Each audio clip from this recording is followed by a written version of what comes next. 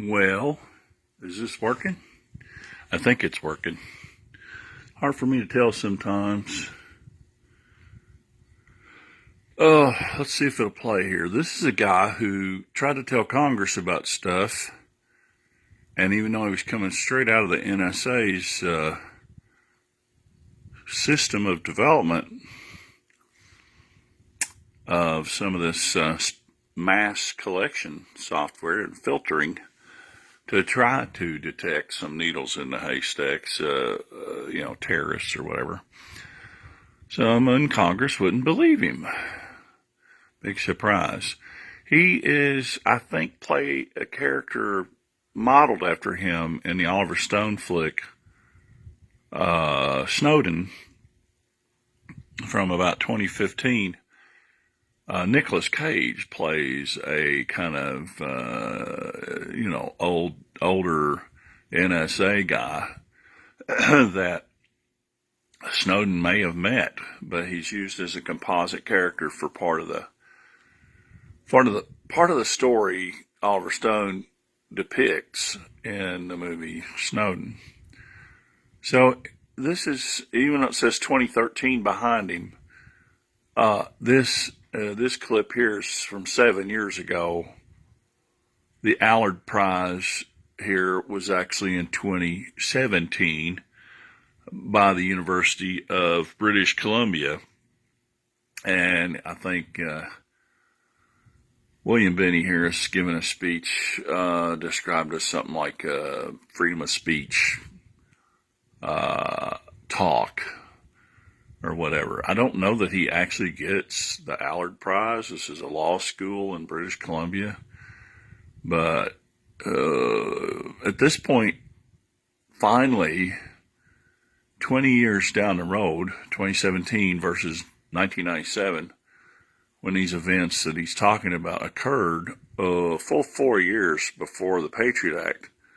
And I think he actually mentions James Inacio and Quest without naming him off in this talk. It's an hour and 13 minutes. If privacy and security of information is something you're interested in, this is a very sobering thing. As some people reported when the Snowden leaks came out with the Ant catalog and all the top secret name programs that William Binney tried to initially go to Congress about after 2001 when he saw the stuff that he had worked on that had safeguards built in to follow the law was being abused. And of course they came after him. They even got him, he raided his house while he was naked in the shower. It's kind of a funny story. What's not funny is that I contacted him when he was in Germany bragging about his second lawsuit against the government in the Pennsylvania Federal District. And he kind of blew me off saying he didn't know any lawyers that worked in this area. Many have tried and couldn't find one either. And so I looked up his case because he gave it in a talk in Germany. I found out who the lawyer of record was, called him up, caught him at lunch in Nashville because I miscalculated the time. It was actually lunchtime, and he was like, "Oh, I'm out here to dinner at a restaurant. Can you call me back?" I'm like, "Well, I was hoping to get a voicemail. I was going to leave you a message." So I called him back the next day, and he almost immediately cut me off and said, "I can't practice law in Kentucky." I said, "Well, don't you need a affidavit or a friend of the court brief for your case there in Pennsylvania? Because what I've got going on is actual damage here from several businesses and entities, and if I could get somebody to kind of legitimize our claims by putting it in before the court, it would get more of my intimidated witnesses to come forward who have suffered damage." And he's like, "I can't practice law in Kentucky." And he just kept saying that, basically cutting me off.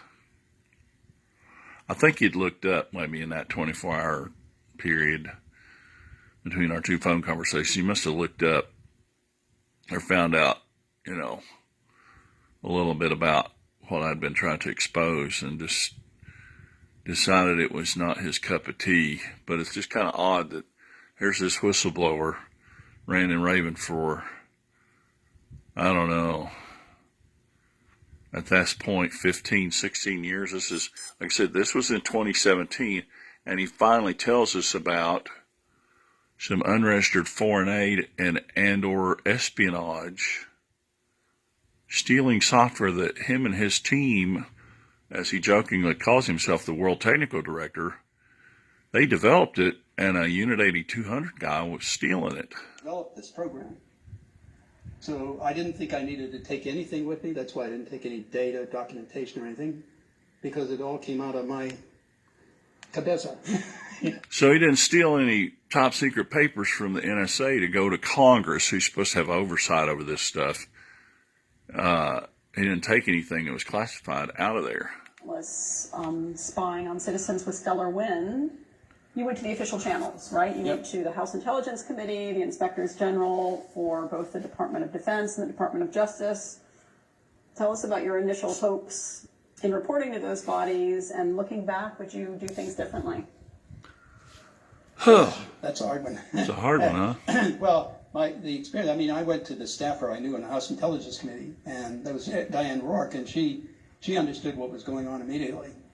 And when she eventually went in to challenge Hayden about it, he told her the name of the program. Stellar Wind. And it was bulk collection on communications of U.S. citizens.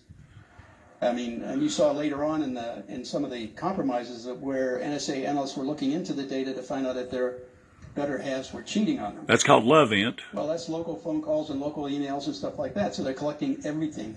And that's by some of those tap points. And they're in partnership with state police intelligence and fusion centers. For the Fairview program, that's AT&T. But there's also there's like 30 other telecommunications companies involved in this. Blarney. Through the Stormbrew, Fairview, Blarney, which is the big, Blarney has most of them. Don't forget IC Reach. Tap points from the other companies. And also IC Reach. They had the tap point input from the Five Eyes and like 9 other third-party countries. Japan. Israel? Germany, Israel probably. Israel probably. He knows better. He knows Israel is in There's a it. story here about that. The programs we were developing in the 90s, the first one was would do a DS3, like 44 megabits of data. And we called it P24. That's over copper wire. The copper wire data rate. And then we needed to expand to the fiber optic rate, and that was P25. We had a little joke here. We also had a P1 program, but we were letting everybody else in NSA guess what was between 1 and 24. We didn't have anything. It was just a joke. We were stringing them along. So we had them guessing. And we never told them anything about it. So, but at any rate, some of the people in NSA, a fellow who was, I guess, fairly close to the Unit 8200 in the Unit 8200. Israeli organization. That's the equivalent of NSA for Israel. Yep. So he was passing the source code for all these How about that? things to them at that time in 97 and 98. So later on, in Which is when I was having trouble. Companies formed.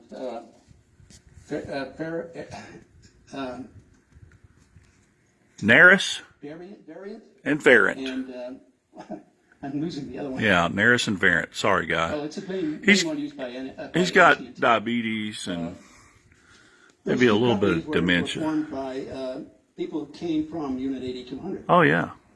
So they had the software doing basically the same thing that we had internally in NSA. And so they were producing commercial equipment to sell around the world.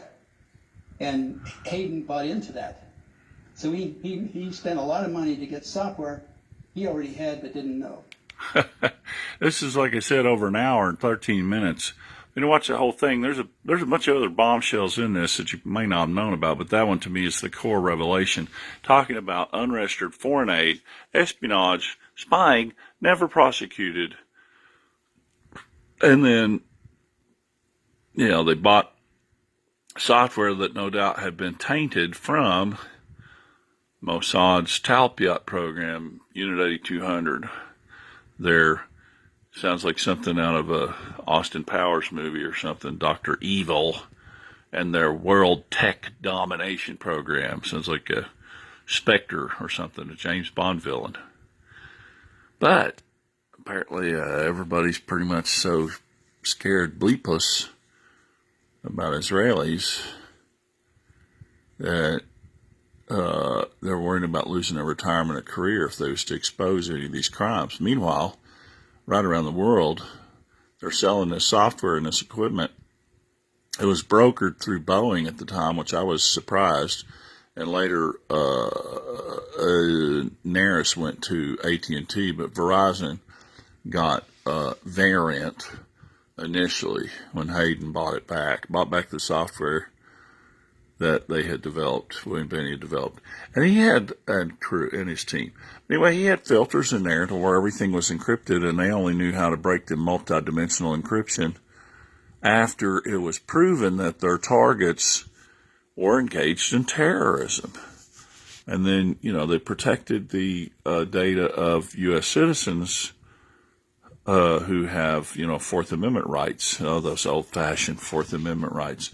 They think about how much window dressing and really silliness this is, and William Binney has to know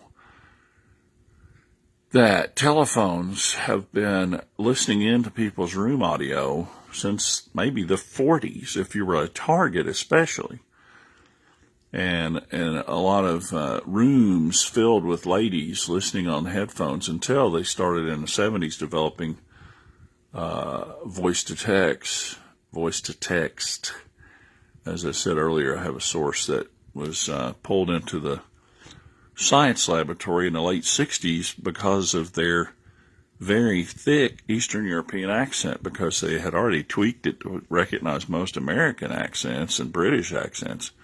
But when you had a really thick Eastern European, very thick, hard to tell accent, the computers couldn't transcribe it very well. And you may have seen that on the closed captionings even now, that they get words wrong. It's kind of fun to watch old movies and you see the closed captions. Sometimes they'll bleep out a word like redskin, but it'll be in the caption. Kind of funny that way. Sometimes they try to censor stuff, but it still leaks out. But it's also amusing to see words misspelled or transposed, wrong words. And it's kind of fun to see that in your own posts on social media. It makes you wonder, is the Joint Special Operations University's Manual for Blogs and Information Warfare, if that applies when they're messing with the way your words are spelled, substituting words, messing with your grammar, that kind of stuff. I often type stuff out really quick and then go back and edit it, just in case that the encryption or forward error correction or something messes up. But my interest in this topic is a little heightened because of the experience I had proving my suspicions in 1997 that the phones were being listened to even while on the hook. And that includes cell phones, cordless phones, landlines. And there's, what is her name? She used to be on Russia Today. Had a show called Breaking the Set. It was very interesting that I got pulled off of cable the same day Russia Today was pulled off of satellites in the U.S. What a coinkydink. Same day that the war in Ukraine started. I think it was something like February 18th, 2022. I'm not sure. And nobody else never told us I could lease the channel and then I have to worry about any kind of license from the FCC. But really, do you have freedom of speech and freedom of the press if it's all licensed? The government granted privilege, that doesn't sound like a right. Keep in mind, even the Russians have rights too. We have the Bill of Rights, comrade.